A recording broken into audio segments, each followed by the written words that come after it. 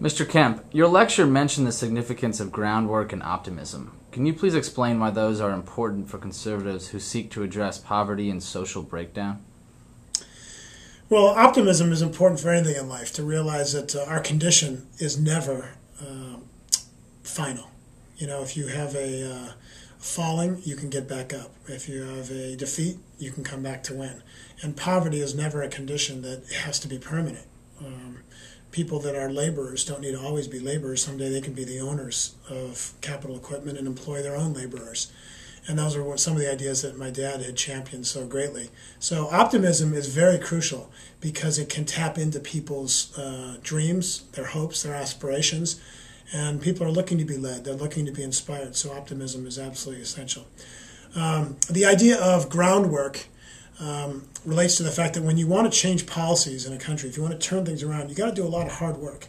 And some of that hard work is the homework of studying the issues and the data to back them up and the legislative approach to get your ideas into force. But before the homework comes groundwork. That's really the footwork of going into neighborhoods, meeting the people that are facing the problems, identifying with their problems, be it not being able to get a good education for their kids, not being able to manage their public housing projects and having crime and drugs rampant there, drug-addicted kids or gangs in the neighborhoods, business people that can't get off the ground because there's no capital for them. So you got to go in the neighborhoods, meet the people, and learn what they think the solutions are, because they, the poor, are the solutions. They, the drug dealers, are the solutions. If you can mentor them out of drug dealing, they have great entrepreneurial skill. Use their entrepreneurial skills to start guiding other gang members out of gang activity and drug activity into the productive economy. That's what Bob Woodson, who has spoken here at Heritage, has done such a great job, and that's why my dad teamed up with him. So groundwork is going to the people, identifying with their problems, learning what solutions there are in their own life, and then asking what are the barriers in your way and how can we eliminate those barriers and how can we put more capital and more resources in your hands so you can be your own entrepreneurs to solve your problems. Those are keys to the American dream being accessible to everybody. And how do you think the movement to strengthen marriage contributes to social justice in America? Well, social justice means that people have the chance to reach their potential. It means that they aren't held back from reaching the American dream. It means that children are protected from poverty and crime, from abuse and neglect. And the single greatest institution to protect children is marriage. And we can make an economic case by taking a look at how much our country spends on poverty-related programs due to divorce and non-marriage.